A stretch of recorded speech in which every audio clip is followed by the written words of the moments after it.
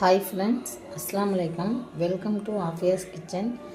நிறைய பேர் என்கிட்ட இஞ்சி பூண்டு பேஸ்ட்டு எப்படி ஃப்ரெஷ்ஷாக அப்போ அரைச்ச மாதிரியே இருக்கணும்.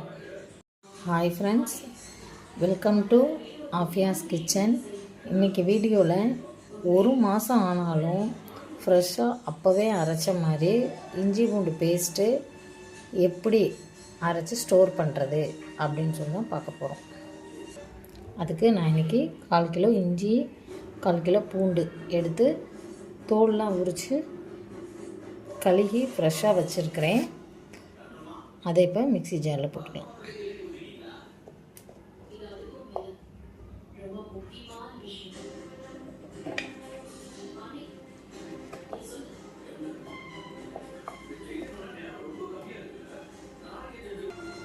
இது கூடவே பூண்டும் சேர்த்துக்கலாம்.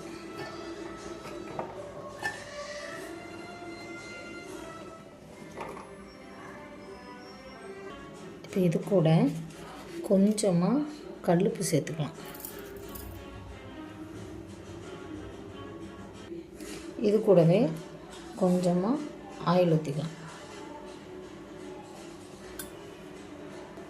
இப்போ இது எல்லாத்தையும் நம்ம அரைச்சிட்டு வந்துடும். இந்த மாதிரி தண்ணி விடாமல் நல்லா இப்படி ஒரு பேஸ்ட் நல்லா அரைச்சிக்கணும்.